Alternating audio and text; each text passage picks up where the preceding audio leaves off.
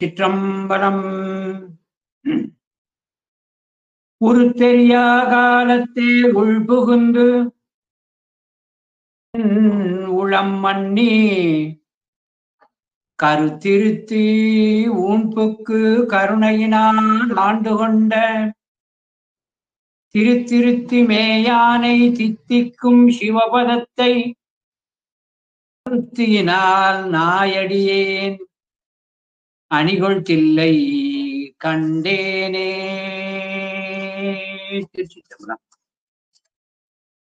நம பார்வதி பதையே. அரகர மகாதேவா. தென்னாடுடைய சிவனே போற்றி, எந்நாட்டவர்க்கும் இறைவா போற்றி.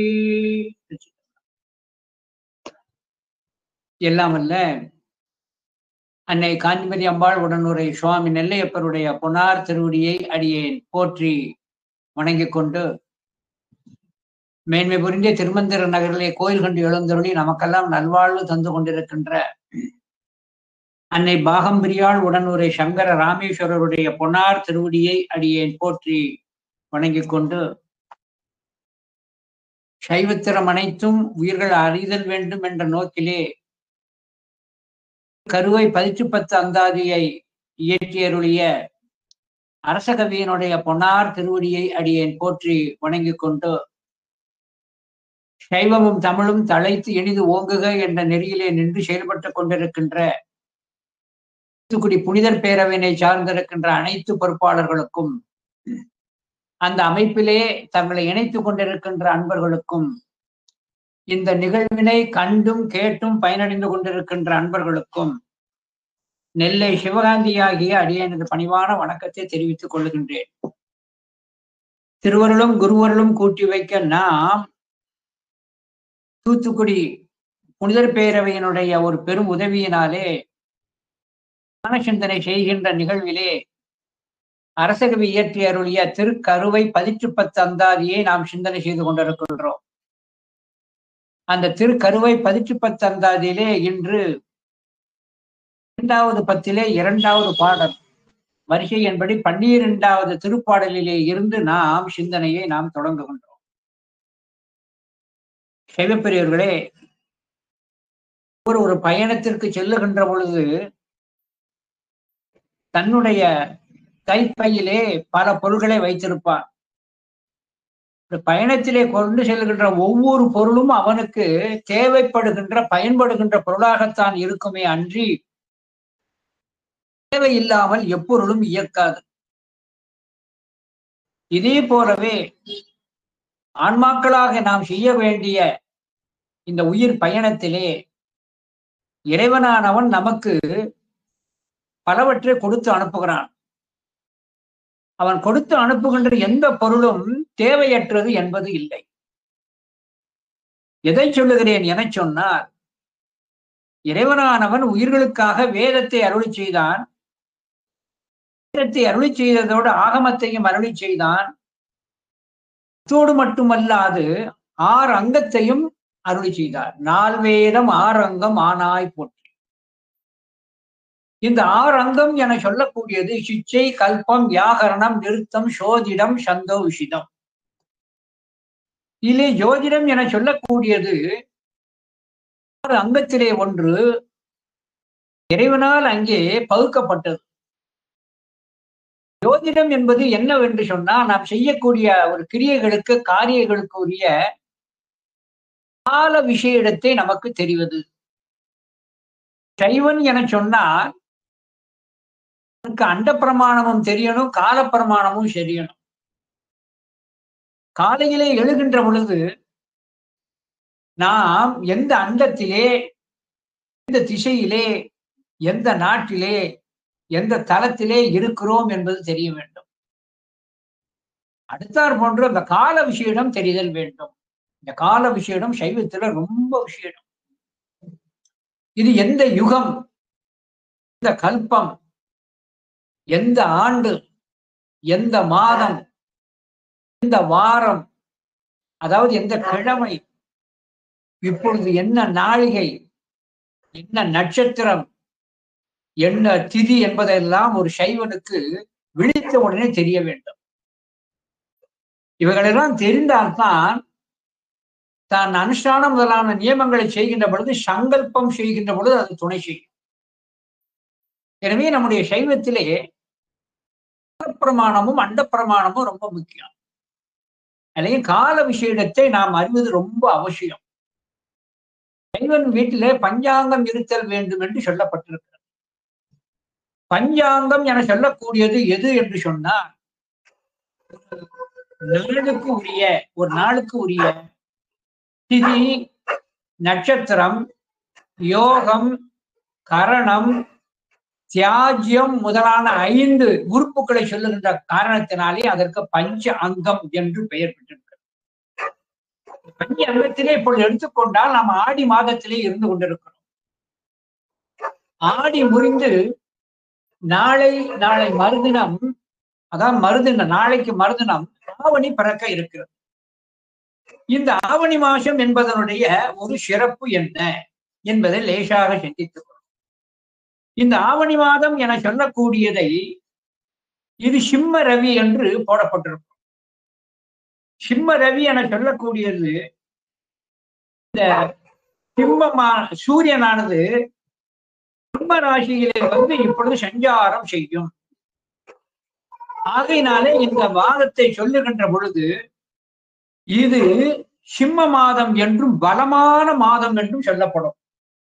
இந்த மாதம் மிகுந்த ஒரு பலமுடைய மாதம் என்று அங்கு சொல்லப்படும். சிம்ம மாதத்தை ஆனி, ஆடி, ஆவணி ஆகிய 3 மாதங்களில் தான் பௌத்திர உற்சவம் செய்ய வேண்டும் என சொல்லப்பட்டிருக்கிறது. ஆவணி மாதத்திலே பௌத்திர உற்சவம் செய்வது விசேடம் என்பதை நம்முடைய நூல்களிலே, நம்முடைய திருமயிலை பதிகம், மட்டிட்ட புண்ணை என்ற பதிகத்திலேயும் அங்கே குறிப்பாக சொல்லப்பட்டிருக்கிறது. இந்த ஆவணி மாதம் என சொல்லக்கூடியதை கொல்லமாண்டினுடைய ஒரு தொடக்கமாக வைக்கப்பட்டிருக்கிறது. அதாவது இந்த கொல்லமாண்டு ஆவணி மாதத்தை வைத்துத்தான் கணக்கிடப்பட்டு வருகிறது. 1200வது ஆண்டு நடைபெற்றுக் கொண்டிருக்கிறது. ஆவணி பிறந்தால் 1201வது ஆண்டு. இந்த மாதத்திலே சூரியன் சிம்ம வீட்டிலே பிரவேசம் செய்கின்ற காரணத்தினாலே சூரியன் தான் உயிர்களுக்கு பலம் கொடுக்கின்ற ஒன்று என்று சொல்லப்படும். விவசாயிகள் என்ன செய்வார்கள், இந்த ஆவணி பிறந்த உடனேயே அந்த ஆவணி ஞாயிறு, அந்த சூரியனை குறிக்கின்ற ஞாயிறு அன்று, ஆவணி ஞாயிறு அன்று விரதம் இருந்து பொங்கல் இடுகின்ற மரபு இருக்கிறது. ஆனால் இப்பொழுது நடைபெறுகிறதா என்பது தெரியவில்லை. ஆவணி மாதம் குறைந்தபட்சம் முதல் ஞாயிறும் கடைசி ஞாயிறும் ஒரு விவசாய குடும்பமானது பொங்கலிடும் சூரியனை நோக்கி. ஏன்னா சூரியன் தான் பயிர்களுக்கும் ஆன்மாக்களுக்கும் ஒரு பலத்தை கொடுப்பது என்று அங்கே சொல்லி காட்டப்பட்டிருக்கு. எனவே இந்த ஆவணி மாதம் வருகிறது என்றால் ஆவணி மாதத்தினுடைய ஒரு சிறப்பு என்ன என்பதை நாம் லேசாக தெரிந்து கொள்ள வேண்டும். நமக்கு ஆவணி என்று சொல்ல உடனே விநாயகர் சதுர்த்தி நினைவிற்கு வரும். அது வரக்கூடிய இந்த ஆவணி மாதம் என சொல்லக்கூடியதில் என்ன ஒரு விஷயம் என சொன்னால், ஆவணி மாதம் 22ஆம் தேதி 7/9/2025 ஞாயிற்றுக்கிழமை என்று பூரண சந்திர கிரகணம் வருகிறது. 7/9/2025 பூரண சந்திர கிரகணம் வருகிறது.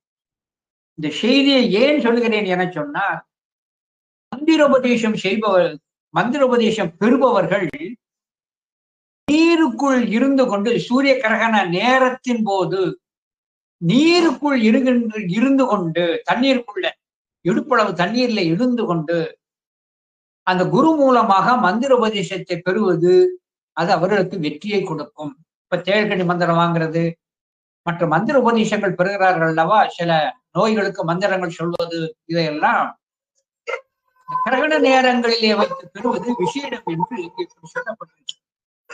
இப்படியாக நம்முடைய நூல்களிலே கால விசேடம் என்று சொல்லப்பட்டிருக்கிறது. இரண்டாவது, நம்முடைய சைவம் என சொல்லக்கூடியது இது ஒரு பரந்த சமயம், எல்லா செய்திகளும் அதிலே அடங்கி இருக்கிறது. ஒரு சைவன் என சொல்லக்கூடியவனுக்கு 2 கண்கள். எந்த 2 கண்கள் என சொன்னால், மொழிப்பற்றும் இருத்தல் வேண்டும், நாட்டுப்பற்றும் இருத்தல் வேண்டும். நாட்டுப்பற்று இருக்கணும். மொழி பற்றும் கண்டிப்பாக இருக்கணும். இரண்டையுமே நம்முடைய சைவமானது வலியுறுத்துகிறோம். மொழிப்பற்றுக்கு ஒரே சான்று ஞானம் அளந்த மேன்மை தெய்வ தமிழ்நாடு. சேக்கலார் பெருமான், சம்பந்தர் பெருமான் திருநெறிய தமிழ்தார் கண்ணை போல போட்டுக்கிறார். இந்த நாட்டுப்பற்று என சொல்லக்கூடியது சைவத்திலே பல இடங்களிலே அது நமக்கு வலியுறுத்தப்படுகிறது. இந்த மதுரைக்கு வடக்கே இருக்கின்ற இந்த பாண்டி நாட்டிலே உள்ளவர்களுக்கு வேட்ட ஈஸ்வரமூர்த்தியா பிள்ளை என்ற ஒரு மகானை கேள்விப்பட்டிருப்பீர்கள். திருவாவடுதுறை ஆதீனத்து வித்வானாக இருந்து பல நூல்களுக்கு உரை எழுதியிருக்கிறார். துணிவோடு செல்லுகின்ற எழுதுகின்ற ஆற்றல் அவருக்கு உண்டு. அவர் எழுதுகின்ற படைக்கின்ற ஒவ்வொரு படைப்பிலும் எந்த ஒரு கட்டுரை எழுதினாலும் முடிவிலே அவர் கைப்பட ஜெய் பாரத் என்ற ஒன்றுதான் அங்கே எழுந்து ஜெய் பாரத். ஏன்னா சைவனுக்கு மாணாக்கர்களிடம் நான் கேட்ட போது என்னுடைய ஆசிரியரை கூறியிருக்கிறார் ரத்னவேலன் அவர்கள், நாட்டுப்பற்றும் மொழிப்பற்றும் சைவனுக்கு 2 கண்கள். தான் ஈஸ்வரமூர்த்தியா பிள்ளை அவர்கள் ஜெய் பாரத் என்ற சொல்லைத்தான் கடைசியாக போட்டு முடிப்பார்கள். நாட்டுப்பற்று உண்டு என்பதை காட்டுவதற்காகத்தான் சுதந்திர தின நாளிலே சிவாலயங்களிலே எல்லா இடத்திலும் தேசிய கொடி ஏற்றப்படுகிறது. தேசிய கொடி ஏற்றப்பட்டிருக்கிறது. அது ரொம்ப முக்கியம். 1947ஆம் ஆண்டு ஆகஸ்ட் மாசம்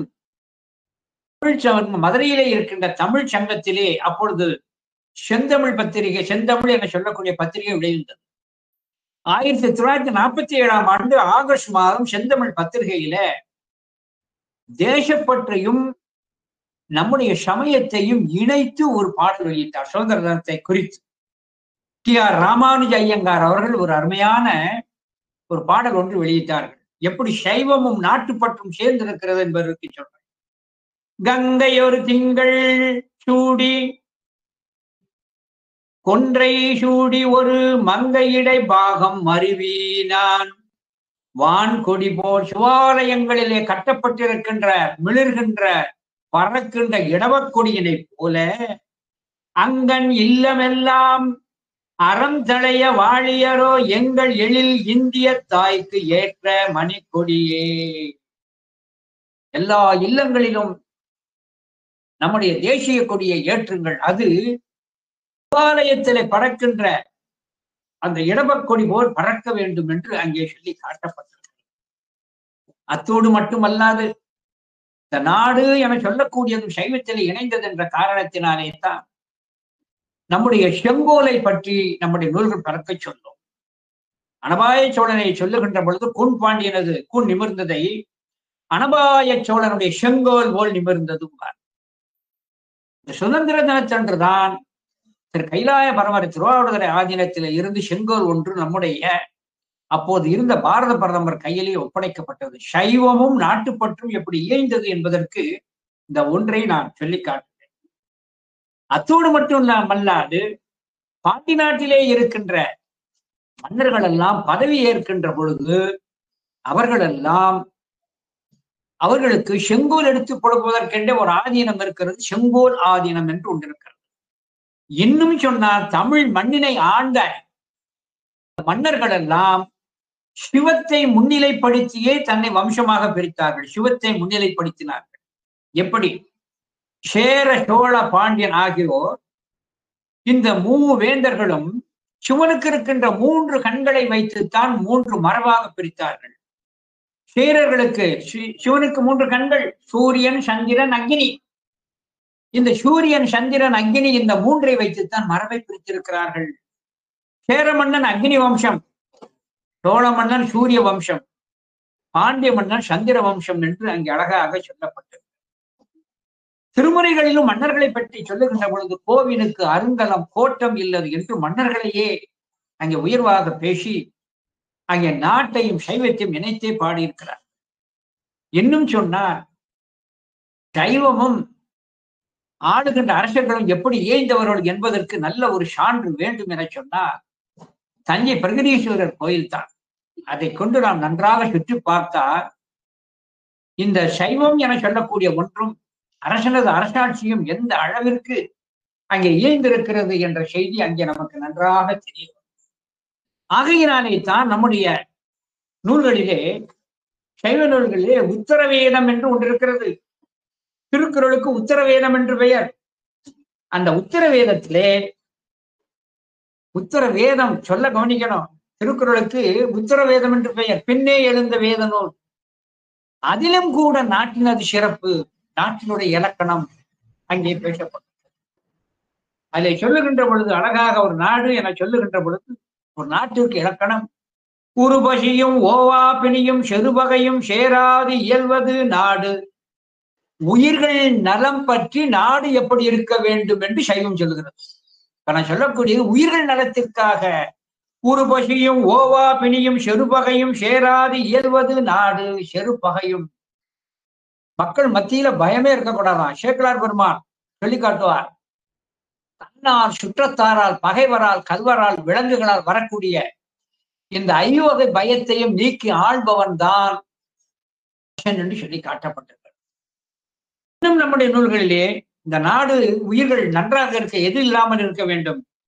பிணியின்மை, அவர்களிடம் செல்வம், விளைவு, இன்பம், ஏமம், ஏமம்னா காவல். எனவே பிணியின்மை, செல்வம், நல்ல விளைச்சல், இன்பம், காமம். பிணியின்மை, செல்வம், விளைவு, இன்பம், ஏமம், மணி என்ப நாட்டிற்கு ஐந்து திருக்குறள் சொல்லி காட்டுகிறார். தான் நம்முடைய சைவத்திலே வாழ்த்து சொல்லுகின்ற பொழுது நாட்டையும் மன்னனையும் வாழ்த்தி சொல்லுகிறது. திருக்குறள் என சொல்லக்கூடியது உத்தரவேதம் என்று சொல்லி காட்டினோம். இந்த திருக்குறளை அருளி செய்த திருவள்ளுவ தேவனார் யார் என்பதை பார்ப்போம். திருக்குறளை அருளி செய்த திருவள்ளுவ தேவநாயனார் யார், அது நம்முடைய சைவ நூல்கள் என்ன சொல்லுகிறது என்பதை பார்ப்போம். நம்முடைய சைவத்திலே பேசுகின்ற பொருள் முப்பொருள் உண்மை, இறை உயிர் தலை, இந்த முப்பொருளை பேசுகிறது. முப்பொருளிலே உயிர்கள் எல்லாம் சிவத்தை சென்று அடைதல் வேண்டும் என்பதுதான் சைவத்தினது குறிக்கோள். சைவத்தினது குறிக்கோள். சிவாலயத்திலே கொடியேற்றம் ஏற்படுகிறது, சுதந்திர தினத்திலும் கொடியேற்றம் ஏற்படுகிறது. என்ன பொருள்? சுதந்திர தினத்திலே கொடியேற்றப்படுவதனுடைய நோக்கம் உயிர்கள் அடிமைத்தனத்தில் இருந்து விடுபட்டது. சிவாலயத்தில் நடைபெறுகிற கொடியேற்றத்தினுடைய உண்மையை குற்றங்குடி உமாபதி சிவாச்சாரியார் சொல்லி காட்டுகிறார். மாயை தலையினால் கட்டுண்டு கிடக்கின்ற ஆன்மாவை கட்டிலிருந்து நீக்கு சுதந்திர தன்மை பெற்று திருவடி இன்பத்திலே சென்று சுதந்திரமாக இன்பமாக இருக்க வைப்பதுதான் கொடியேற்றத்தினுடைய நோக்கம் என்பதை அந்த கொடியேற்றத்தில் அந்த கொடியிலே இருக்கின்ற தத்துவம் நமக்கு உணர்த்தும். இது எல்லோருக்கும் நன்றாக தெரியும். நம்முடைய சைவத்திலே வலியுறுத்துவது இறை உயிர் தலை முப்பொருள். உயிரானது தலையில் இருந்து விடுபட்டு சுதந்திரமாக உயிர் இறைவனை அடைந்து இன்பம் துய்த்தல் வேண்டும். இதுதான் உயிருக்கு கிடைக்கின்ற சுதந்திரம். இப்படி கிடைக்கின்ற பொழுது இந்த உயிருக்கு சிவத்தோடு சேர்ப்பதற்காகத்தான் இறைவன் ஒரு பெரிய தொண்டு செய்கிறார். இறைவன் உயிர்கள் உய்தல் வேண்டும் என்பதற்காகத்தான் உயிரும் பயங்கொண்டு உய்கை என என்னும் தடவையல் நாப்பன் அருள் வித்திட்டு கருணை நீர் பாய்ச்சி வேதம் என்னும் வளர்த்தனை. இறைவனானவன் உயிர்கள் உய்தல் பொருட்டு வேதங்களை அருளி செய்தார். அந்த வேதம் என சொல்லக்கூடியது அறம் பொருள் இன்பம் வீடு மூன்றையும் சொல்வது. இந்த மூன்றிலே இந்த நான்கிலே மூன்றை நமக்கு வெளிப்படையாக உணர்த்துவதற்கு இறைவன் செய்கின்ற பேர் உபகாரம். தன்னுடைய வேதத்தை இடைவிடாது ஓதிக்கொண்டிருக்கின்ற அந்த பிரம்மனை நல்ல கவனமாக கொள்ள வேண்டிய, தன்னுடைய வேதத்தை இடைவிடாது ஓதிக்கொண்டிருக்கின்ற வேதா என்று அழைக்கப்படுகின்ற அந்த பிரம்மனை இந்த பூமிக்கு அனுப்பி அந்த வேதத்தில் சொல்லப்பட்டிருக்கின்ற அறம் பொருள் இன்பம் மூன்றையும் உயிர்களுக்கு தெரியும்படியாக பிரம்மன் வடிவத்தை மறைத்து திருவள்ளுவனாக வந்தான் என்று உக்கிர பெருவெளியார் குறிப்பிட்டு காட்டுகிறார். திருவள்ளுவ மாலையில உக்கிர பெருவெளியார். திருவள்ளுவர் யார்? அறம்பொருள் இன்பம், இந்த வேதத்தின் சாரமாகிய அறம்பொருள் இன்பத்தை உயிர்களுக்கு உணர்த்துவதற்காக அங்கே நம்முடைய பிரம்மனானவன் தன் வடிவத்தை மறைத்து திருவள்ளுவனாக வந்தான் என்று குறிப்பிட்டு காட்டுவார். நான்மறையின் செம்பருளை ஒப்பருளாய் நான் முகத்தோன் தான் மறைந்து தன் உருவத்தை மறைத்து வள்ளுவனாய் தந்து உரைத்த நூல் முறையை வந்திக்கு சென்னி வாய் வாழ்த்த நெஞ்சு சிந்திக்க கேட்க செவி என கேட்க செவி. எனவே அந்த பிரம்மனானவன் திருவுள்வனாக வந்து நூல்முறையை உணர்த்தி அவனை நான் தலையால் வணங்குகிறேன், வாயால் வாழ்த்துகிறேன், நெஞ்சத்தான் நினைக்கிறேன் என்று மனம் வாக்கு காயம் மூன்றினாலும் தம்மை அடிமைப்படுத்துகிறார் உக்கிர பெருவதியார். இந்த திருக்குறள் என சொல்லக்கூடியது சைவ சார்புடைய நூல். சாஸ்திர நூல்களில் நெஞ்சு விடுத்தூது வினாவென்பா போன்ற நூல்களிலெல்லாம் மேற்கோள் சொல்லப்பட்டிருக்கிறது. சோத்திரத்தில் எங்கே திருக்குறள் அங்கே காட்டப்படுகிறது என சொன்னா, சோத்திரத்திலே அங்கே சொல்லுகின்ற பொழுது அழகாக கைலாய ஞான உலாவிலே வரும். 11ஆம் திருமண கைலாய ஞானம். சுந்தரமூர்த்தி சுவாமிகள் திருநெல்வாயில் அறத்துறையில ஒரு பதிகம் செஞ்சிருக்கிறார். திருநெல்வாயில் அறத்துறையில சுந்தரர் ஒரு பதிகம் செஞ்சிருக்கிறார். அந்த திருநெல்வாயில் அறத்துறை பதிகத்தில் முழுவதுமே திருக்குறளினுடைய சொல்லாட்சி அப்படியே இருக்கிறது. அகர முதல எழுத்தெல்லாம் என்ற இப்படி வருகின்ற இப்படி அந்த திருக்குறள் சொல்லாட்சி புற சுந்தரர் வாக்கிலே இருக்கிறது. அந்த வான்புகள் வள்ளுவனானவன் இல்லறத்தையும் வலியுறுத்துகிறார், துறவரத்தையும் வலியுறுத்துகிறார். அந்த துறவரம் என சொல்லுகின்ற பொழுது அந்த துறவரத்திலே அவர் வலியுறுத்துவது அன்புடைமை. இந்த அன்புடைமையை பற்றி இன்று ஏன் நாம் சிந்திக்கிறோம் என சொன்னார், இன்று நாம் சிந்தனைக்கு வருகின்ற திருக்கருவை 10 அந்தாதியிலே சிந்தனைக்கு வருகின்ற 12வது பாடலிலே அன்பைத்தான் பேசுகிறது. அன்பினுடைய பெருமை உயர்வை உலகோர் அறிதல் வேண்டும் என்பதற்காக வான்புகள் வள்ளுவனானவன் அன்புடைமை என்ற ஒரு அதிகாரத்தை செய்திருக்கிறார். அதாவது இந்த அன்புடைமை என்ற அதிகாரம் ஏன் வந்தது என்பதை பரிமேல் அழகரங்கை உரைக்கின்ற பொழுது, இல்லறம் இனிதி நடத்தலும் பிற உயிர்கள் மேல் அருள் பெறத்தலும் அன்பின் பயன். அன்பினுடைய பயன் என்ன? இது தெரிஞ்சாதான் இன்றைக்கு நம்ம சிந்தனை செய்ய இருக்கிற 12வது திருப்பாடலுக்கு பொருள் தெரியும். இல்லறம் இனிது நடத்தலும் பிற உயிர்கள் மேல் அருள் பெறத்தலும், எல்லா உயிர்கள் மேல் அன்பு கொள்வது, அதுதான் சைவத்தினுடைய ஒரு பெரும் சிறப்பு. அதை தொடர்ந்து அந்த சிந்தனையை பார்ப்போம். அன்பு என்பது தன்மாட்டு மட்டுமல்ல, தன்னுடைய தொடர்புடையார் மட்டுமல்ல, எல்லா உயிர்களிடத்தும் அன்பு செலுத்துவதுதான் ஒரு சைவத்தினுடைய இலக்கணம். இதை மறுதலையில சொல்லி காட்டுகிறார். அன்பு என்பது வேண்டும், அதனுடைய கருத்தை வலியுறுத்துவதற்காக மறுதலையிலே, அதாவது எதிர்முகமாக சொல்வார். அன்பில்லாவிட்டால் என்ன ஆகும் என்பதற்கு, என்பு இலதனை வெயில் போல காயுமே அன்பு இலதனை அறம். அருமையான சித்தாந்த கருத்து. என்பு இலதனை வெயில் போல காயுமே, என்பில்லாத உடம்பை, புழு என்று வைத்துக் கொள்வோம், என்பில்லாத உடம்பை வெயில் காய்வது போல அன்பு இலதனை அறம். அன்பில்லாதவர் எப்படி எலும்பில்லாத உயிர் வெயிலால் மிகவும் துன்பப்படுகிறதோ அதே போல அன்பில்லாத உயிரை அறக்கடவுள் வருத்தும். அது ஓமானத்தை கொஞ்சம் பார்க்கணும், எடுத்துக்காட்டு ஓமையை பார்க்கணும். ஒரு புழுவானது வெயிலில துடிப்பதற்கு காரணம் சூரியன் அல்ல. ரொம்ப கவனமா கொள்ள வேண்டிய பகுதி அந்த குரட்பாடு. சூரியன் அல்ல, சூரியன் பரோபகாரி, எல்லா உயிர்களுக்கும் ஒளியையும் சூட்டையும் கொடுப்பவர். சூரிய ஒளியினுடைய ஒரு சூட்டை நம்பித்தான் உயிர்களும் அசைகின்ற அசையா பொருள்களும் அங்கே இருக்கு. தாவர செடி கொடிகளுக்கு சூரிய ஒளி இல்லை என சொன்னா அங்கே அதனுடைய வளர்ச்சி கொண்டிருக்கும். உதாரணமாக சொன்னார், வயல்ல சில இடத்துல மரங்கள் இருக்கும். நன்றாக கவனிச்சால் வெயில் நன்றாக விழுக்கின்ற இடத்துல பயிர் தழைத்தோங்கி இருக்கும்.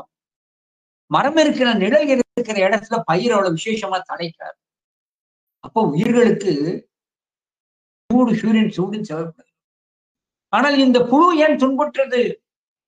அந்த புழுவானது தன் நிலையிலே மண்ணுக்குள் இல்லாமல் அது வெளியே வந்து தன் நிலை பிறண்டு வெளியே வந்த காரணத்தினால் சூடு தகித்தது. ஆனால் சூரியன் குற்றம் இல்லை. நிலை பிறண்டு மண்ணை விட்டு வெளியே வந்த புலிவினது தன்மை. இதே போல மனிதன் இருக்க வேண்டிய நிலையாகிய எல்லா உயிர்களுக்கும் அன்பு செலுத்துதல் இருந்தால் நன்று. இதையே எப்படி இந்த புழுவானது தன்னுடைய இச்சையினால் துன்புறுகிறதோ இதே போல அன்பில்லாத காரணத்தினால் இவன் துன்புறுவான் என்று அழகாக சொல்லி காட்டப்படும். எனவே தான் எல்லா உயிர்களிடத்தும் அன்பு செலுத்துதல் வேண்டும். இதை அழகாக மறைஞான சம்பந்தர் சைவ சமய நெறி என்கின்ற நூலிலே சொல்லுகின்ற பொழுது இந்த கருத்தை வலியுறுத்துகிறார். எவ்வுயிரும் நீங்காது உரையும் இறை சிவன் என்று உயிர்க்கும் அன்பா இரு. இந்த பாட்டை சொன்ன உடனே புனிதர் பேரவையினுடைய அந்த வாசகம் தான் நமக்கு நினைக்கிறது. அந்த வாசகம் தான் எப்படி எல்லா உயிர்களையும் ஏன் நேசிக்க வேண்டும். மறைஞான சம்பந்தர் சொல்றார், இவன் அட்டமூர்த்தமாக இருக்கிறான். சூரியன், பிருத்திவி, அப்பு, தேயு, வாயு, ஆகாசம், சூரியன், சந்திரன், ஆன்மா. எனவே இறைவன் எல்லா ஆன்மாவிலும் இருக்கிறான். ஆகையினாலே இறை அன்பு உடையவன் எல்லா உயிரிடத்தும் அன்பு செலுத்துவான். அதான் இலக்கணம். எப்படி எவ்வுயிரும் நீங்காது உரையும் இறை சிவன் என்று எவ்வுயிர்க்கும் அன்பா ஆயிரு. எனவே எல்லா உயிர்களிடத்தும் அன்பாக இரு என்று சொல்லி காட்டுகிறார். ஏன் அன்பாக இரு என்று சைவத்திலே சொல்லப்படுகிறது? அன்பை பற்றி நம்ம கொஞ்சம் விரிவாண்மைக்கு தெரிஞ்சுபடணும்.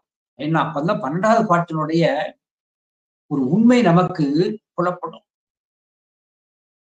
தந்தை தன்னுடைய மகனிடத்தே சில லட்சக்கணக்கான ரூபாயை கொடுத்து இதை வைத்து வியாபாரம் செய்யுங்கிறான்.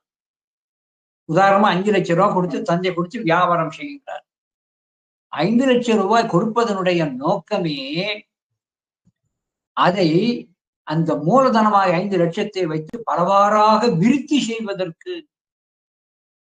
இதே போல ஒரு விவசாயியானவர் நெல்மணியினை வயலிலே சென்று தூவுவதனுடைய நோக்கம் அந்த ஒன்றை பலவாறாக பெருக்குவதற்கு.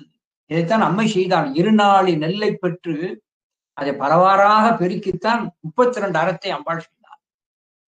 இதே போல சுவாமியாக அந்த எம்பெருமான் ஆனவர் ஆன்மாக்களாகிய நம்மிடத்தே விதை நெல்லை போல அன்பை தூவுகிறார். எதற்காக? இதை பெருக்கி நீ பயனடைந்து கொள். இறைவன் தான் உயிர்களுக்கு மூலதனமாக அன்பினை கொடுக்கிறார் என்பதை நம்முடைய போற்றி பகருடை என சொல்லக்கூடிய சாஸ்திர நூல்ல கொற்றங்குடி உமாபதி சிவாச்சாரியார் சொல்லி காட்டுகிறார். எந்த இடத்துல சொல்லி காட்டுறார்? போற்றி பகருடையில குழந்தையானது கருவையிலே வளர்ந்து தாயின் வயிற்றிலே இருந்து அது வளர்ந்து முடிந்தவுடன் தாயின் வயிற்றிலிருந்து வெளிப்படுத்தும். தாயின் வயிற்றிலே இருந்து வெளிப்பட்டவுடன் பெருமான் செய்கின்ற முதல் உபகாரம் தாயின் வயிற்றிலிருந்து வெளிப்பட்ட அந்த குழந்தைக்கு பசியை தூண்டுகிறார். பசியை தூண்டி அழும்படி செய்கிறார். அந்த அழுகை குரலானது தாயின் காதிலே சென்று அதுவரை தான் பட்ட அந்த துன்பத்தை மறந்து ஒரு ஈர்ப்பு என்று கிடைக்கும்படியாக அந்த தாய்க்கு ஒரு இனிமையை கொடுத்து அழுகின்ற குழந்தையை பார்த்து தாய் சிரிப்பாள். அழுகின்ற குழந்தையை பார்த்து சுற்றி இருப்பவர்களும் சிரிப்பார்கள். அந்த குழந்தை அழலன்னா சுற்றி இருப்பவர்களும் அழுது விடுவார்கள்.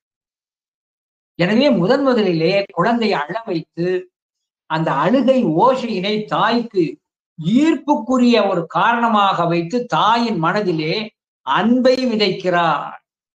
அந்த தாய் அன்பானது பெருக தன் தனத்தில் இருந்து பாலை அந்த குழந்தைக்கு ஊட்டுகிறாள். அப்படி ஊட்டுகின்ற பொழுது அந்த குழந்தையானது பசி அடங்கி தனக்கு பால் ஊட்டி பசியினை கெடுத்த அந்த அம்மைவால் குழந்தைக்கு அன்பு ஏற்படுகிறது. எனவே ஒரு சிசுவினது அந்த பிஞ்சு மனத்திலே முதலில் அன்புதான் விதைக்கப்படுகிறது. தாய் அன்பு. இது இறைவனானவர் அந்த தாய் அன்பை முதல்ல ஒரு உயிரிழத்தை விதைக்கிறார். இதை போற்றி பகருடையர் சொல்லி காட்டுகிறார். அதாவது குழந்தை பிறந்த உடனே அக்காலம் தன்னில் பசியை அறிவித்து போற்றி பகருடையர் பசியை அறிவித்து அழுவித்து உட்க ஆவி சோர தாய் உள்நடுங்கி மிக்கு ஓங்கும் சிந்தை உருக முலை உருகு தீஞ்சுவைப்பால் வந்து மடுப்ப கண்டு வந்திருப்ப பந்திகள் பாச பெருங்கயிற்றால் பல்லுயிரும் பாலிக்க நேசத்தை வைத்த நெறி போற்றி. இப்படி அந்த குழந்தையின் மனதிலே முதலிலே அன்பினை விதைக்கிறார். அந்த அன்பை ஏன் விதைக்கிறார்? விதைத்து அந்த அன்பை பலவாறாக பெருக்கணும். பெரிய அந்த அன்பு தன்மேலும் பல உயிர்கள் மேலும் அது பெருகுவதற்காக. இறைவன் அன்பை கொடுப்பதற்கு முதல் காரணம் தாய் மீது, தந்தை மீது, சுற்றத்தார் மீது அன்பு செலுத்தும். அன்பு செலுத்திய பின்பு அந்த அன்பானது விரிந்து இறைவனிடமும் சென்று சேர்தல் வேண்டும். இறைவனிடம் அந்த அன்பு எப்படி வருகிறது? சிவனை நம்முடைய சைவ சித்தாந்த நூல்கள் யானை என்று சொன்னோம். யானை என்பது என்ன? யானை உதாரணமாக வீதிக்கு போயிட்டு வந்து திருக்கோயிலுக்குள்ளே யானை கட்டப்பட்டிருக்க யானை மானுக்குள்ள போகும். பாகன் கூட வருவான். யானை அந்த மானுக்குள் சென்ற உடனேயே அந்த யானையானது தன்னை காலிலே கட்டுவதற்காக அங்கிருக்கின்ற பெரிய சங்கிலியை யானைப்பாகன் கையிலே தூக்கி கொடுத்து என் காலை கட்டு என்று சொல்வதை போல யானைப்பாகன் கையிலே சங்கிலியை யானையே தூக்கி கொடுக்கும். யானை கொடுத்து அந்த சங்கிலியை வைத்து யானையை பாகன் கட்டுகிறான். யானையாகிய சிவனானவன் அன்பாகிய சங்கிலியை கொடுத்து என்னை உன்னோடு கட்டிவிடு, உன் உயிரோடு கட்டிக்கொள் என்று அன்பாகிய சங்கிலியை கொடுக்கிறார். அந்த அன்பாகிய சங்கிலியை நாம் பெற்று நாம் உயிரை சிவத்தோடு பிடித்தல் வேண்டும். உயிரையும் சிவத்தையும் பிடிக்கிறது அன்பு என்ற ஒரு கயிறு தான். அன்பு என்ற ஒரு கயிறு. அதைத்தான் சேரமான் பெருமான் நான் பொன்வண்ண தந்தாரியிலே சிந்தனை செய்ய மனம் அமைத்தேன், செப்ப நான் அமைத்தேன், வந்தனை செய்ய தலை அமைத்தேன், கை தொழ அமைத்தேன், வந்தனை செய்வதற்கு அன்பு அமைத்தேன், வந்தனை செய்வதற்கு அன்பு அமைத்தேன். உயிரையும் சிவத்தையும் கட்டுவதற்கு அன்பு என்ற பந்தம். வந்தனை செய்வதற்கு அன்பமைத்தேன், மெய் அரும்ப வைத்தேன், வெந்த வெந்நீரணி ஈஷற்கு இவை யான் விதித்தனவே. எனவே இந்த அன்பு என சொல்லக்கூடிய ஒன்றுதான் உயிர்களை சிவத்தோடு கட்டக்கூடிய ஒரு அருமையான ஒரு பந்தம். ஆகையினாலேத்தான் திருக்கழிற்று படியாரிலே நம்முடைய திருக்கடவுள் உய்ய வந்த தேவநாயனார் என்ன சொன்னார்? அன்பே என் அன்பே என்று அன்பால் அழுது அரற்றி, அன்பே அன்பாக அறிவு அழியும், அன்பே அன்பே அன்பே என்று அரட்டுகின்ற பொழுது அறிவு அழியும், தற்போதம் கெடும், யான் எனது என்ற பற்று கெடும். அன்பே அன்பே என்று அவனை அரற்றினார். அன்பே என் அன்பே என்று அன்பால் அழுது அரற்றி, அன்பே அன்பாக அறிவழியும், அன்பு அன்றி தீர்ந்த நம் சிவார்ச்சைகள் செய்யும் அவை சாற்றும் பழம் அன்றே கான். அன்பில்லாமல் நீ செய்கின்ற தியானம் அர்ச்சனை எதுவுமே பலனற்றது என்பதை சாஸ்திரத்துல உறுதியாக சொல்லப்படும். எனவே அன்பில்லாத வழிபாடு அல்ல. அதுக்காக சைவம் வந்து இறைவன் மேல அன்பு செலுத்து, மனைவி மக்கள் வேண்டாம்னு சொல்லல. நல்ல கவனமா கொள்ள வேண்டிய சைவம். மக்களை விட்டு விட்டு நீ சிவத்தினை மட்டும் அன்பு கொண்டு சொல்லல. சைவம் என்ன சொல்லுகிறது?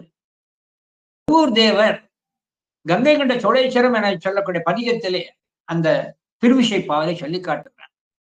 நீ உன் மனைவி மக்கள் பெண்கள் மேல் வைக்கின்ற அந்த அன்பினை லட்சத்துல ஒரு கூறாவது மெய்யன்பாக சிவனிடத்தை வை. அவர் என்ன பரிசு தருவார் தெரியுமா? அது சொல்லி காட்டுறார். என்ன பரிசு தருவார் தெரியுமா? பெருமேல் வைக்கின்ற அன்பிலே லட்சத்துல ஒரு கூறு சிவன் மேலவை. தத்தையங்கனையார் தங்கள் மேல் வைத்த தயாவினை 100,000 கூறிட்டு அத்திலங்கு ஒரு கூறு நின்கண் வைத்தவருக்கு அமர் உலகம் அழிக்கும் நின் பெருமை. 1000 லட்சத்துல ஒரு பங்கு சிவத்திடம் அன்பு வைத்தார். அது என்ன ஆகும்? அழகாக அது உனக்கு அமருலகத்தையே கொடுக்கும். உயிர்கள் சிவத்தை அடைவதற்கு 2 நெறி சொல்லப்பட்டிருக்கிறது.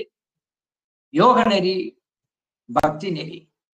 யோக நெறி என சொல்லக்கூடியது என்னை பொறுத்த மட்டும் சிரமம்.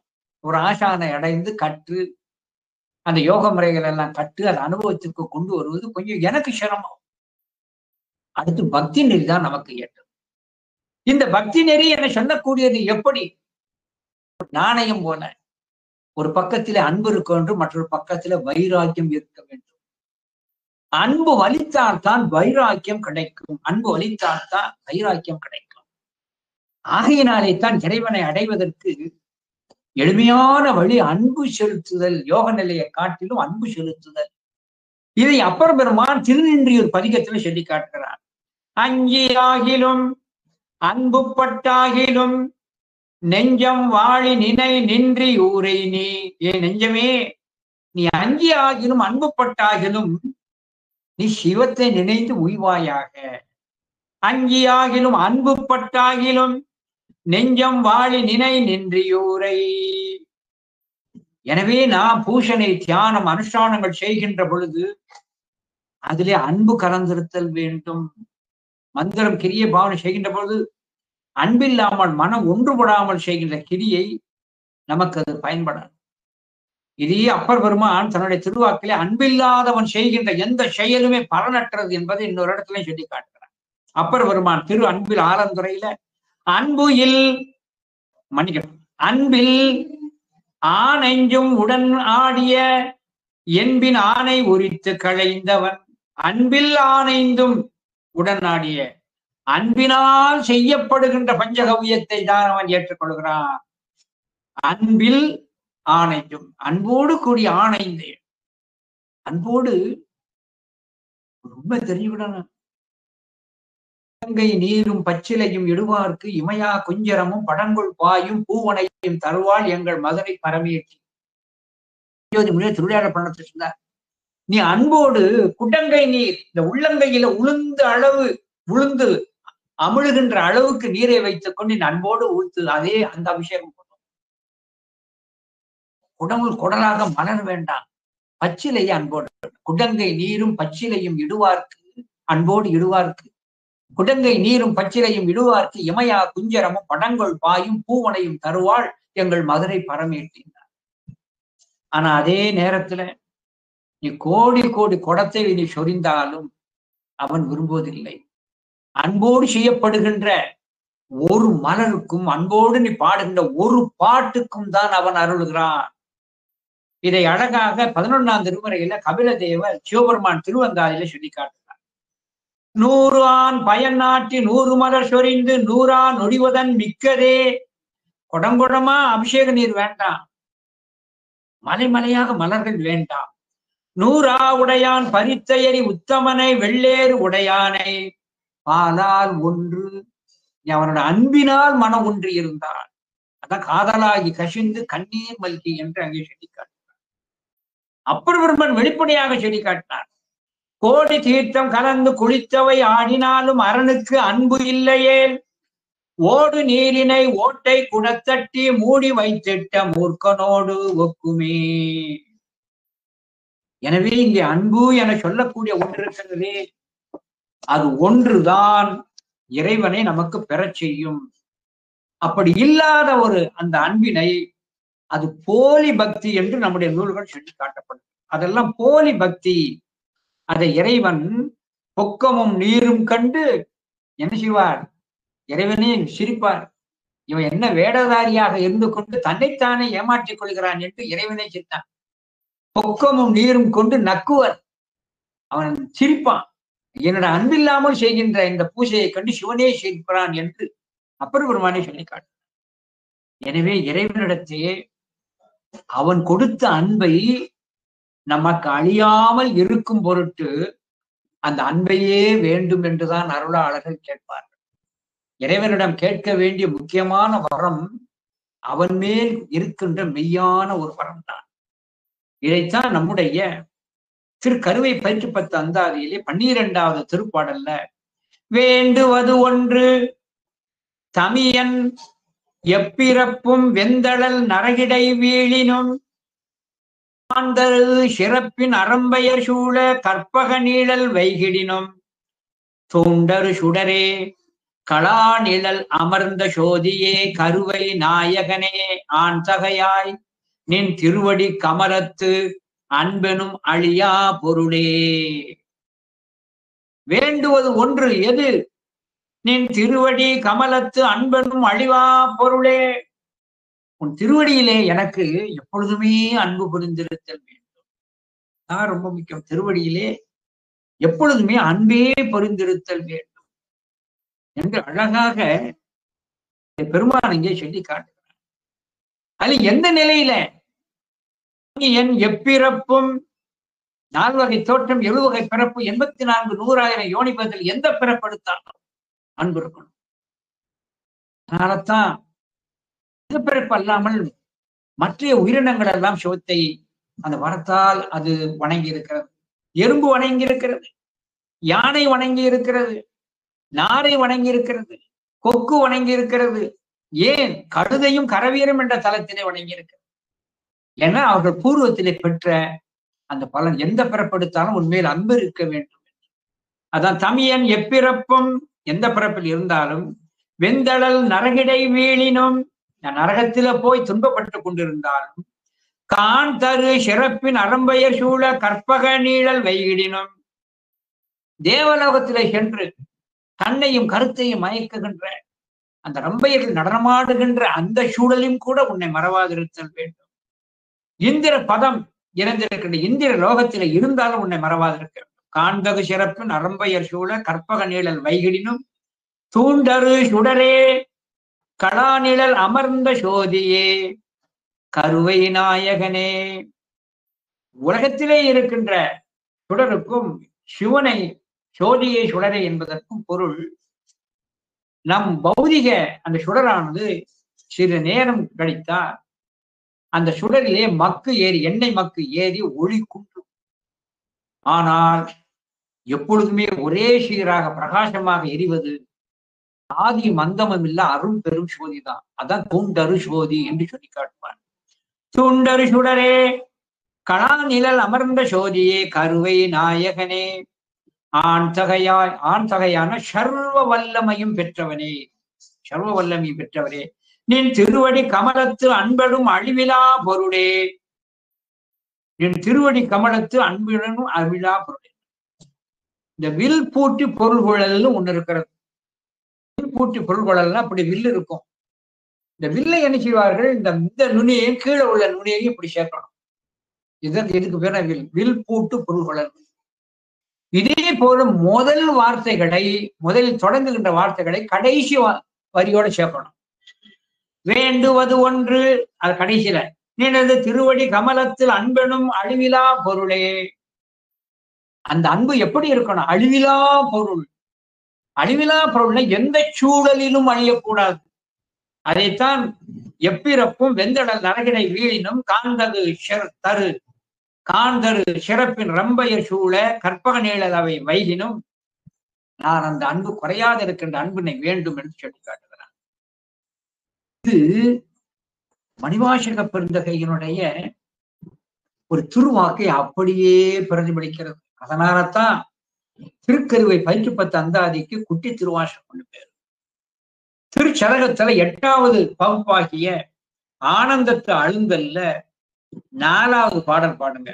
வேண்டும் நின் கடற்கு நீ வேண்டும் என் கடல் கண் அன்பு பொய்மை தீர்த்து மெய்மையே. மணிவாசகர் கேட்கிறார், வேண்டும் நின் கடல் கண் அன்பு, வேண்டும் நின் கடல் கண் அன்பு. திருவடி மேல எனக்கு அன்பு என்பதுதான் ஏற்பட வேண்டும். வேண்டும் நின் கடல் கண் அன்பு பொய்மை தீர்த்து மெய்மையே. அன்பில்லாமல் செய்யப்படுகின்ற எந்த ஒரு சாதனமும் பலனற்றது. அதான் பொய்மை தீர்த்து மெய்மையே. ஆண்டு கொண்டு நாயினேனை ஆவை என்று அருளினி பூண்டு கொண்டு அடியனேனும் போற்றி போற்றி என்றென்றும் மாண்டு மாண்டு வந்து வண்ண நின் வணங்கவே. எனவே வேண்டும் நின் கடல்கண் அன்பு பொய்மை தீர்த்து மெய்மையே என்று அங்கே அழகாக சொல்லி காட்டு. இதை திருக்கழிற்றுப்படியார் எந்த அளவிற்கு வலியுறுத்தியது என்பதை உங்கள் எல்லோருக்குமே அங்க நன்றாக தெரியும். திருக்கழிற்றுப்படி அன்பே என்று அரட்டுங்கள் என்று சொல்லி காட்டினார். இந்த அன்புதான் உலகிலே அது மேலானது என்பதற்காகத்தான் அங்கே அழகாக காரைக்கால் எம்மையார் இறைவனிடம் எதை முதலிலே கேட்டார்? பெரிய புராணத்துல சொல்லி காட்டுகிறார். பெரிய புராணத்துல சேர்க்கிறார், காரைக்கால் அம்மையார் எதை முதலிலே சிவனிடம் கேட்டார்? இரவாத இன்ப அன்பு வேண்டி பின் வேண்டுகிறார். முதல்ல அவனிடம் இருந்து பெற வேண்டியது அவன் பால் அன்பு ஏற்படுகின்ற ஒரு வரத்தை பெறுதல் வேண்டும். அந்த அன்பு ஒன்றுதான் அவனை இணைக்கின்ற ஒன்றாக. மேலும் இந்த அன்பில்லாத செயல் எதை போன்றது என சொன்னால், நிவேதனம் பண்ணாத பூஷணையை போல. ஒரு பூஷணை பண்ணும்போது நிவேதனம் பண்ணலன்னா பெரிய குற்றம், அபராதம். சுவாமிக்கு அபிஷேகம் செய்த பின்பு நிவேதனம் பண்ணலன்னா, குழந்தையை குளிப்பாட்டிய பின்பு தாய் அன்போடு பால் கொடுப்பா முதல்ல, ஏன் பசிக்கும். அதே போல குழந்தையாக பாவித்து சுவாமிக்கு பூஜா காலங்களில் நிவேதனம் கொடுக்கணும் இல்லையா? அந்த நிவேதனம் இல்லாத பூஜை எப்படி பலனற்றதோ, அதுக்காகத்தான் சில ஆலயங்கள்ல அபிஷேகம் முடிஞ்சிடும், பூஜை பண்ணுவதற்கு ஒரு சின்ன நேரம் ஆனா முதல்ல நைவேத்தியத்தை பண்ணி விட்டுருவாங்க. முதல்ல நைவேத்தியத்தை பண்ணிடணும், அதுக்கப்புறம் பூஜனை பண்ணலாம். நைவேத்தியம் ரொம்ப முக்கியம். பூஷணை இல்லாத அன்பு, பூஷணை இல்லாத மன்னிக்கணும், நைவேத்தியம் இல்லாத பூஷணை அன்பில்லாத கிரியை போன்றது. இது எதிலே வைத்து சொல்லப்படுகிறது? வாயிலார் நாயனார் புராணத்துல சொல்லி காட்டப்படுகிறது. மறவாமையால் அமைத்த மணக்கோயில் உள்ளிருத்தி உறவாதிதனை உணர்வு ஒளிவிளக்கு சுடரேற்றி இரவாத ஆனந்தம் என்னும் திருமஞ்சனம் ஆட்டி அரவாணர்க்கு அன்பு என்னும் அமுதமைத்து அர்ச்சனை செய்தார். அரவாணர்க்கு அன்பு என்னும் அமுதமைத்து. எனவே அன்பு என்கின்ற அந்த அமுதம் தான் இறைவனுக்கு என்னது? நிவேதனம் என்று அங்கே சொல்லி காட்டப்பட்டிருக்கிறது. இதே போல குங்கிலியக்கலைய நாயனார் புராணத்தை பார்க்கலாம். குங்கிலியக்கலைய நாயனார் புராணத்துல உங்க எல்லோருக்கும் தெரியும், திருப்பனந்தாள் என்கின்ற தலத்திலே அந்த மூர்த்தியானவர் சாய்ந்து இருக்கிறது. சாய்ந்து இருக்கின்ற அந்த மூர்த்தியை மன்னனானவன் பல பேரை வச்சு நிமிர்க்க முயற்சிக்கிறான், முடியல. அந்த சாய்ந்திருக்கிற ரெங்கத்துல கயிற்றை கட்டி குதிரையை வைத்து இழுக்கும்படியாக செய்கிறான், நடக்கல. யானையை கட்டியும் இழுக்கும்படியாக செய்கிறான், நிமிரல. மன்னன் அப்படியே அசந்தும் கலவையிட்டான். செய்தி அறிந்த குங்கிலியக்கலைய நாயனார் ஒன்றுமே செய்யல. பல மல்லர்களால் நிற்க முடியாத, நிமிர்க்க முடியாத மூர்த்தியை, குதிரைகளால் நிமிர்க்க முடியாத மூர்த்தியை, யானை பலத்தால் நிற்க முடியாத மூர்த்தியை ஒரு கயிறை எடுத்து முனைய சிவலிங்கத்துல கட்டி மற்றும் முனைய கழுத்தில சுருக்கு மாதிரி போட்டார். ஒன்று நீர் நிமிரணும், இல்லைன்னா என் கழுத்து நெருங்கி என் உயிர் போகணும் என சொல்லி இழுத்தார். அந்த கயிற்றினாலே சிவலிங்கம் நிமிர்ந்தது. எந்த கயிறை வச்சு நிமிர்த்தார்? அன்பனும் கயிறு. அதாங்க ரொம்ப முக்கியம். இதை சேர்க்கிறார் பெருமா குங்கிலியக்கலைய நாயனார் புராணத்துல, நன்னிய ஒருமை அன்பின் நார்வுரு பாசத்தாலே. நன்னிய ஒருமை அன்பின், சிவபெருமான் மேல் இருக்கின்ற அந்த அன்பின் மிகுதியினாலே, அதாவது ஒரு காலத்துல பூ கட்டுவதற்கு வாழை நாரை பயன்படுத்துவாங்க. ஒரு காலத்துல வாழை நார்னு ஒண்ணு இருந்தது. இப்ப அதெல்லாம் நூல்கண்டுக்கு நேரா வந்தாச்சு. அதனால்தான் பழமொழி சொல்லுவா, பூவோட சேர்ந்த நாரும் மணக்கும்பா. அந்த நாரு அது எடுக்கிற பொழுது நம்ம கைட்டு அக்சரலாம், சாஞ்சிருந்தா. ஆனா அதே நாரை நீரிலே நனைத்து விட்டால் கைட்டு அறுக்க முடியாது. அதனால்தான் பூ கட்டுறவங்க ஒரு கத்தியை வச்சுதான் அதை வெட்டுவாங்க. ஏன்னா நனைந்த நாருக்கு பலம் அதிகம். இதே போல நாம் செய்கின்ற ஒவ்வொரு கிரியைக்கும் அன்பு ஆகிய நீர் இருந்தால் அது என்ன செய்யும்? அது பலம் அதிகம். அதனாலதான் அங்க சொல்லிக்க, நன்னிய ஒருமை அன்பின் நார் ஒரு பாசத்தாலே துண்ணிய தொண்டர் பூட்டி இழைத்த பின் திரம்பி நிற்க. எனவே இந்த அன்பு ஒன்றுக்குத்தான் இறைவன் அருள்படுவான். எனவே அவன் அன்பு ஒன்றுதான் இந்த உயிர்கள் சிவத்தை சென்று அடைவதற்கு உரிய மேலான ஒரு சாதகம் என்ற காரணத்தினாலே தான் அன்பு வேண்டும் என்று அழகாக இங்கே சொல்லி காட்டுகிறார். எனவே இதில் இந்த பாடல் ஒரு முறை படித்து அடுத்ததுக்கு செல்ல. வேண்டுவது ஒன்று தமியேன் எப்பிறப்பும் வெந்தழல் நரகிடை விழினும் காந்தகு சிறப்பின் அறம்பெயர் சூழ கற்பக நீழல் வைகிடினும் தூண்டரு சுடரே கலாநிழல் அமர்ந்த சோதியே கருவை நாயகனே ஆண்தகாய் நின் திருவடி கமலத்து அன்பெனும் அழிவிலா பொருளே. அன்பு என்று சொன்ன உடனே நமக்கு நினைவுக்கு வருவது கண்ணப்பன். 6 நாள். ஏன் 6 நாள்ல எப்படி கண்ணப்பனுக்கு முக்தி கிடைக்குது? சோஷர் பூஜை பண்ணிட்டே இருக்கார். ஆனா கண்ணப்பனுக்கு மட்டும் கிடைத்தது எப்படி? பூர்வத்திலே அர்ச்சுனனாக இருக்கின்ற பொழுது சிவபூஜை செய்து அன்பிலே வல்லவன். அர்ச்சுனன் ரொம்ப வல்லவன். ஆகையினாலேத்தான் அந்த பாசுபதாசிரம் பெறுகின்ற பொழுது தவத்தை செய்தால் சிவம் வெளிப்பட்ட போது அர்ச்சுனனானவன் உன் திருவடி கண்ணை அன்பும் இப்படியே திருவடியிலே என்னை இணைத்துக் கொள்ளும் தான் கேட்டான். அப்போதுதான் பரம்பொருளானவர் நீ என்மேல் இருக்கிற அன்பினால் என்னை அடைய துடிக்கிறாய், பூவுலகத்திலே உனக்கு கடமை என்று கொண்டிருக்கிற அதை முடித்து விட்டு வா. இல்லை என்னுடைய அன்பை அன்பிற்கும் உண்டோ அடைக்கும் தாள், என்னால் அடக்க முடியல என்றார். அப்பத்தான் அர்ச்சுனன் நோக்கி சிவன் சொன்னார், அன்பனே நீ என்மேல் இருக்கிற அன்பை எல்லாம் முழுதுமாக கொட்டி தீர்க்க உனக்கு ஒரு பிறப்பை தருவேன் என சொல்லி அவர் கொடுத்ததான் கண்ணப்ப நாயனார் அந்த பிறப்பு. கண்ணப்பன்னு சொன்னாலே அன்புத்தான். அடுத்து அன்புன்னு சொன்னாலே அடுத்து நினைவுக்கு வருபவர் மடிவாசகர் தான். கண்ணப்பன் ஒப்பதோர் அன்பின்மை கண்டவன் இல்லையா? அவரே கண்ணப்பனுடைய அன்பினை கண்டு தன்னுடைய அன்பு குறைந்ததுங்கிறார். ஆனா கண்ணப்பன் ஒப்பதோர் அன்பின்மை. பெரிய புராணத்துல 2 நாயன்மார்கள் தான் பேசப்படுகிறது. மன்னிக்கணும், திருவாசகத்துல 2 நாயன்மார்கள் பேசப்படுகிறது. 2 நாயன்மார் தான் திருவாசகத்துல. ஒருவர் சண்டேஸ்வரர், மற்றொருவர் கண்ணப்ப நாயனார் தான் பேசப்படுகிறார். கண்ணப்ப நாயனாருடைய அன்பை அங்கே வியந்தார். ஆகையினாலே தான் அந்த அன்பு என்ற அழியா பொருளைத்தான் பெறுதல் வேண்டும்.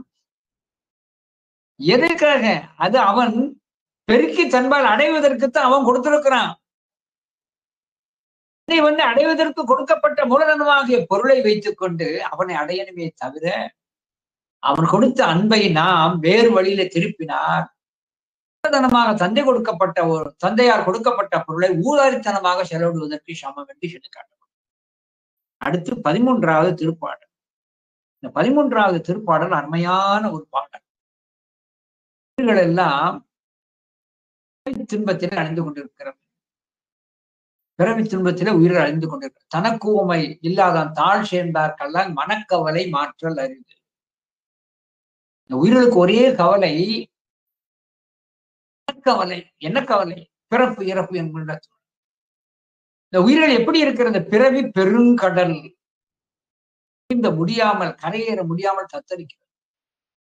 கடலிலே ஒருவன் விழுந்து விட்டு ஒருவன் கரையேற விரும்புகின்றவன் கைகளால் இந்த இயலாதா போயது தான் எதை பற்றி கொண்டு தான் கரையேறுவோம் நினைக்கின்ற பொழுது ஒரு தெப்பமாக ஒரு மரக்கட்டை கிடைத்ததென்றால் அதை பற்றி கொண்டு விடாது பிடித்துக் கொண்டு கரையேறுகிறான். இதே போல பிறவி பெருங்கடலிலே வீழ்ந்து கிடக்கின்ற நாம் புனையாக பற்றுக்கோடாக களமாக இருந்து உதவுவது அவனது திருவடிதான். எனவே அந்த திருவடியைத்தான் நாம் களமாக கொண்டு புனையாக கொண்டு நாம் பிறவி பெருங்கடலை நீந்துதல் வேண்டும். உன்னுடைய திருவடியை நான் அங்கே புனையாக பற்றி கொண்டு கடல் நீந்தினேன் என்று அழகாக நம்முடைய அரசகவியானவர் இந்த 13வது திருப்பாடலிலே சொல்லி காட்டுகிறார். அழிவிலா பொருளே மறை கொழுந்தே மலை எரி அமுத வாரிதியே ஒளிவிலாது அருளும் கற்பகக்கனியே ஒப்பனை மை பறந்து எரிக்கும் வெளியினால் உருக ஒரு புறம் அளித்த விமலனே கருவை பரனே இழிவிலா புனையாம் பிறவி கடல் நின்று ஏற நான் பெற்றது உன் பதமே. உன்னுடைய திருவடியையே நான் ஒரு களமாக கொண்டு நான் என்ன செய்தேன்? பிறவி கடல் நின்று ஏறினேன் என்று அழகாக சொல்லிக்காட்டினார். இறைவனை அருமையாக அங்கே ஒரு துதிக்கிறார். அற்புதமான ஒரு துதியினை துதிக்கிறார் நம்முடைய பெருமாள். எப்படி சொல்லுகிறார் அழகா, அழிவிலா பொருளே. இறைவன் அது சத்து பொருள், என்றைக்குமே உள்ளது, என்றைக்குமே உள்ளது. அதனாலே என்றைக்கும் உள்ள அந்த பொருள் அது அழிவற்ற என்ற காரணத்தினால் இறைவன் ஏன் அழிவற்ற பொருள் என சொல்லி காட்டுகிறது? இதுதான் தெரியணும் இல்லையா? இறைவன் அழிவற்ற பொருள் ஏன் அப்படி சொல்லப்படுகிறது? இறைவனுக்கு தாயுமில்லை தந்தையுமில்லை என்று ஏன் சொல்லப்படுகிறது? இந்த ரெண்டுக்கும் விடை ஒன்றுதான். ஒரு பொருளுக்கு அழிவு இல்லை என்றால் அதற்கு தோற்றம் இல்லை என்று பொருள். எந்த ஒரு பொருள் தோன்றுகின்றதோ தோன்றிய பொருள் அழிந்தே தீரும். இவனுக்கு தோற்றம் என்பது இல்லாது என்றைக்கு உள்ள நித்திய பொருள். அதனால தாயும் இல்லை தந்தையும் இல்லை. ஏன் அவனுக்கு தாயும் தந்தையும் இல்லை? பிறப்பு என்ற ஒன்று இருந்தால் தானே தாயும் தந்தையும் வரும். எனவே பிறப்பிலி பிஞ்சகன், பிறப்பருக்கும் பிஞ்சகன், பிறப்பிலி அவன். ஆகையினாலே அவன் என்றைக்கும் உள்ள ஒரு அழியா பொருள். ஆகையினாலேத்தான் அழிவிலா பொருளே. என்ன பொருள்? நித்தியன் என்ற ஒரு பொருள். மற்றைய தெய்வங்கள் எல்லாம் வேதனைப்படும், பிறக்கும், இறக்கும், மேல்வினையும் செய்யும். நம்ம பெருமான் எப்படி? இவை இல்லாதான். மற்ற தெய்வங்கள் போல இது என்ன செய்யாது? பிறக்காது, இறக்காது, இன்ப துன்பங்கள் அடையாது. அதைத்தான் யாராவது சொல்லி காட்டுகிறான். அவன் நித்திய பொருள். அழிவிலா பொருளே பழமறை கொழுந்தே. பழமையான வேதங்களின் கொழுந்தே. இது ரொம்ப முக்கியமான. இது எந்த சொல்லாட்சி சொல்லப்படுகிறது என சொன்னா, ஒரு மரம் எப்பொழுதுமே நிச்சயமாக எப்போ எழுக்கும்னு சொன்னா, மரங்கள் ஒரு பக்கம் அது வளர்ந்து கொண்டே வரும். ஆனா வளர்ச்சி அப்படியே ஒரு குறிப்பிட்ட காலத்துல நின்றும். ஆனா அந்த ஆலமரத்துக்கு மட்டும் அது வளரும். அப்போதைக்கு அப்போது தளிர் விட்டு இலைகளும் வளர்ந்து கிளைகளும் வளர்ந்து கொண்டே போய்கொண்டே இருக்கும். ஆலமரத்துக்கு அழிவில்லை. அது பழ மரம் என்று சொல்லி காட்டுவார். பழமரம், பழைய மரம் என்று, தொல் மரம் என்று சொல்லி காட்டுவார்கள். எனவே இந்த மரம் என சொல்லக்கூடிய ஒன்றிலே எப்பொழுதுமே தளிர்த்து கொண்டிருக்கும். அதுதான் நீண்ட காலமா நிற்கும் அழிவில்லாத மரம். எல்லாரும் என்ன நினைச்சிட்டு இருக்காங்க? வேதம் என்பது ரிக்கி, யஜூர், சாம, அதர்வன என்பதோடு முடிஞ்சு போச்சுன்னு நினைக்கிறாங்க. பரம்பொருளாக எம்பெருமானுடைய திரு வாக்கில் இருந்து வேதம் வந்து கொண்டே இருக்கிறது. வேத மொழியினர் வெண்ணீற்றர் செம்மேனியர். அந்த அன்னை பத்தில சொல்லி காட்டுறார். அந்த வாக்கத்தங்க சொல்லி காட்டுறார். இப்படி மரங்கள் வளர்ந்திருந்தாலும் அதிலிருந்து தளிர்கள் அது வந்து கொண்டே இருக்கிறதோ, கொழுந்து வந்து கொண்டிருக்கிறதோ, அதே போல இந்த மரம் எப்படிப்பட்டது? வேதம் வந்து கொண்டே இருக்கிறது. வேதம் நிக்கல. ஒரு குறிப்பிட்ட வேதத்தை தான் எடுத்து பகுத்து ஒரு முறைப்படுத்தி கொடுத்தார் வியாசர். அவ்வளவுதான். அதனால வேதம் என்பது இன்றைக்கும் பெருமான் திருவாக்கிலிருந்து வந்து கொண்டே இருக்கிறது. அதான் வேத மொழியினர் வெண்ணீற்ற செம்பெனியர் நாத பறையினர் அன்னை அன்னை. அந்த வார்த்தை அப்படியே வச்சுக்கிட்டார். இந்த திருவாசகத்தினுடைய சொல்லாட்சி பொருள் எல்லாமே இந்த திருக்கருவை பயிற்சி பார்த்தா அதுல ஒவ்வொன்றுக்கும் இருக்கு. அழிவிலா பொருளே பழமறை கொழுந்தே அலை எரி அமுத வாரியே. அலைகள் குலைக்கின்ற அமுதக்கடலே. ஒளிவிலாது அருளும் கற்பக கனியே.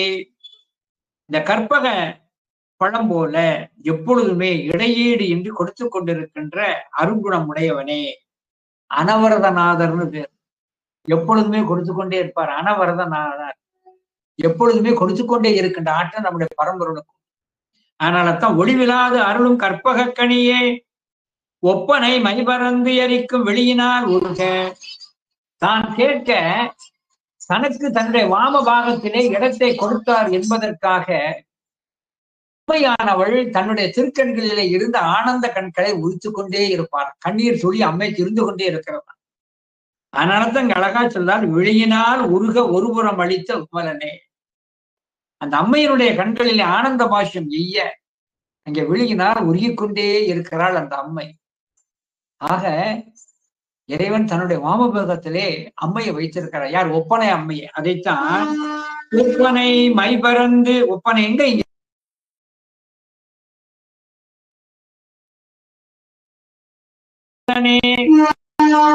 கருவை அம்பரனே, கருவை என்ற தளத்திலே இருக்கிற அம் என்றால் அழகிய, பரனே என்றால் மேலானவனே, அம் பரன் என்றால் அழகிய மேலானவனே, அழகிய கண்ணுக்கு இனியவன். அம்கையில் ஐவிரல் அஞ்செழுத்துமே, இந்த கையை அம்கையினார், அழகிய கை. 5 எழுத்துக்களை நமக்கு உணர்த்துகின்ற காரணத்தினாலே இதை அம்கை என்று சொல்லி காட்டுகிறார். ஆகையினாலே தான் அழகா சொல்லி காட்டுகிறார். கருணை அம்பரனே இழிவிலா புனையாம், இழிவிலா புனையாம் பிறவியம் கடல் நின்று, பிறவியாகி அந்த கடலிலே நின்று ஏற நான் பெற்றது இழிவிலா புனையாம் உன் பதமே. இதை எப்படி மாற்றிக்கொண்டோம்? இழிவிலா புனையா உன் பதமே, குற்றமற்ற ஒரு புனையாகத்தான் உன் திருவடியை நான் பற்றி இருக்கிறேன் என்று அழகா சொல்லிட்டான்.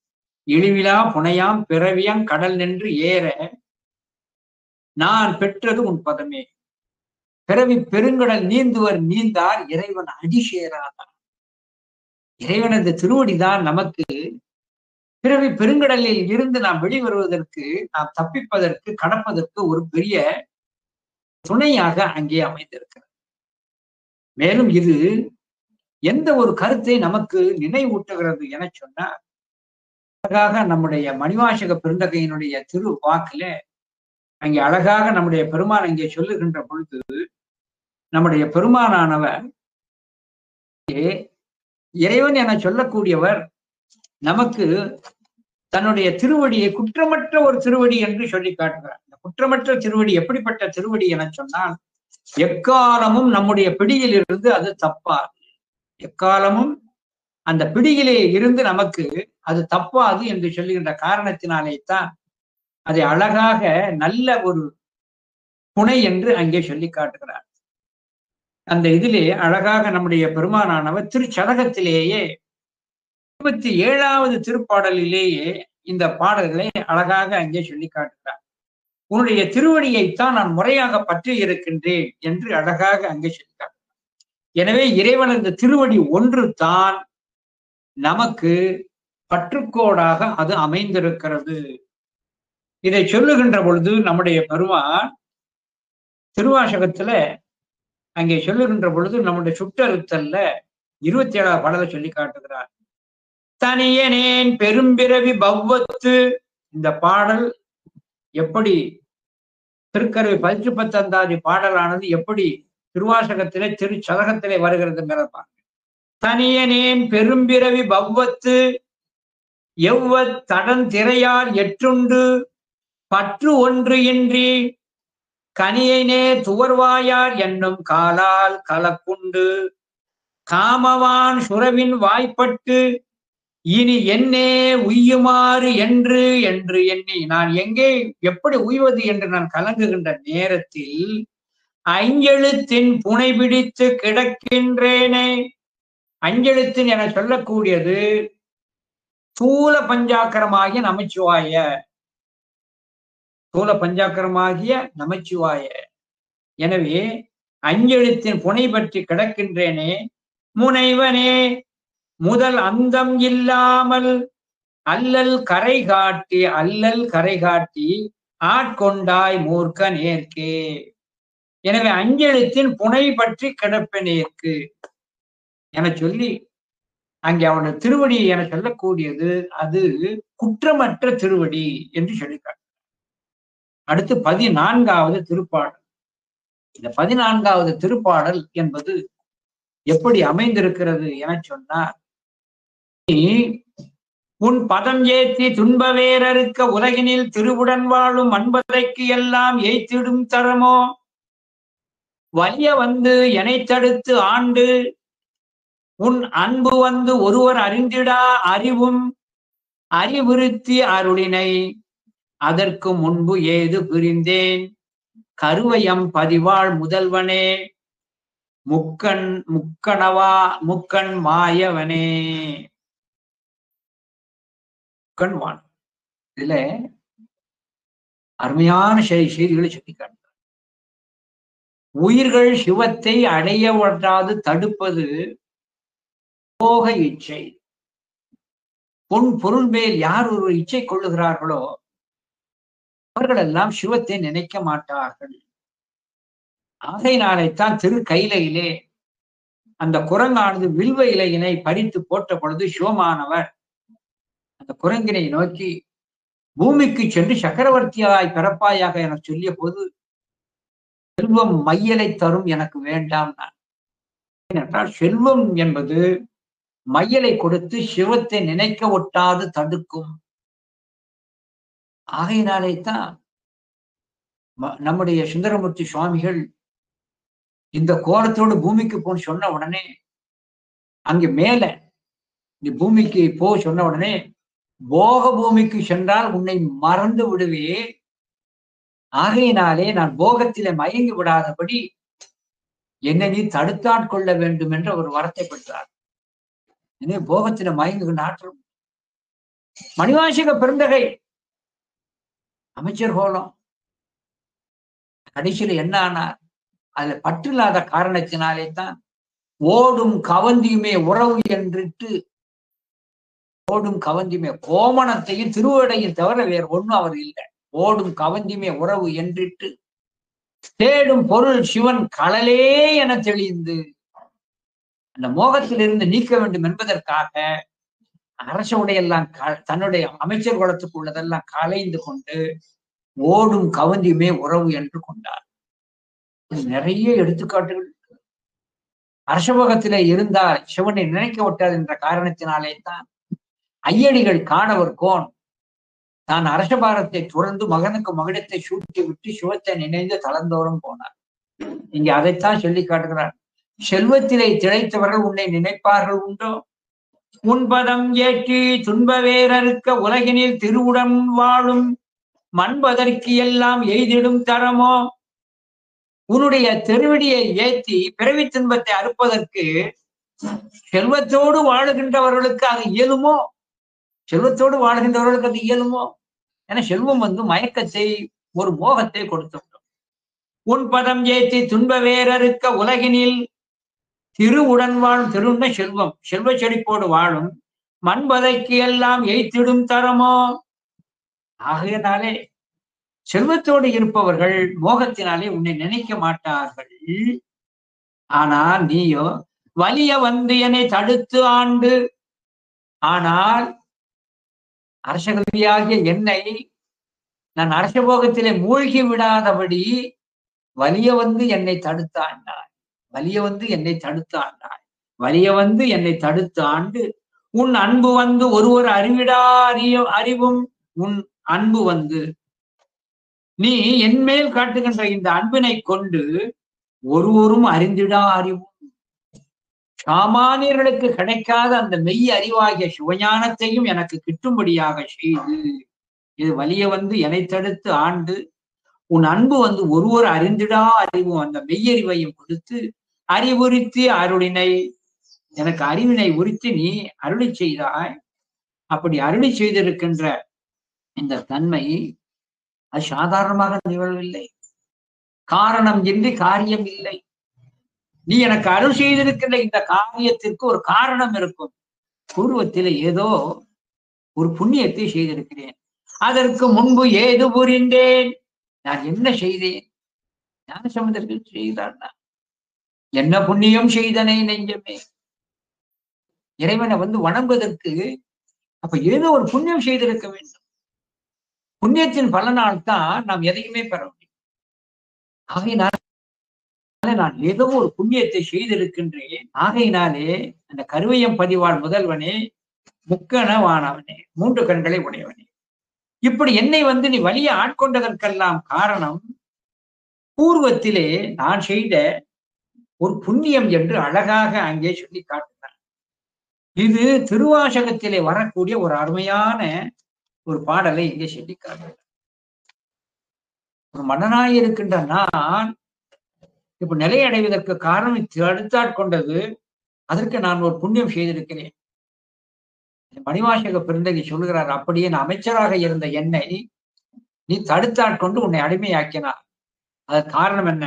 நானேயோ தவம் செய்தேன், நான் என்னமோ தவம் செய்திருக்கிறேன், இப்போது சிவாய நம என பெற்றேன். இப்பொழுது உனக்கு அடிமையாகி சிவாய நம என்று நம்மளை நாவார துதிக்கின்ற ஒரு அடிமையாக ஒரு பேச்சினை பெற்றேன். அதான் நானேயோ தவம் செய்தேன் சிவாய நம என பெற்றேன். தேனா இன்னமுதுமாய் தித்திக்கும் சிவபெருமான் தானே வந்து எனது உளம்புகுந்து அடியேற்கு அருள் செய்தான். ஊனாறு உயிர் வாழ்க்கை ஒருத்தன்றே வெறுத்திடவே என்று அந்த கருத்தை அப்படியே இங்கே சொல்லிக்காட்டு. இதை விட தெளிவான ஒரு கருத்தினை அங்கே சொல்லி காட்டுகிறார் நம்முடைய பெருமானானவர்.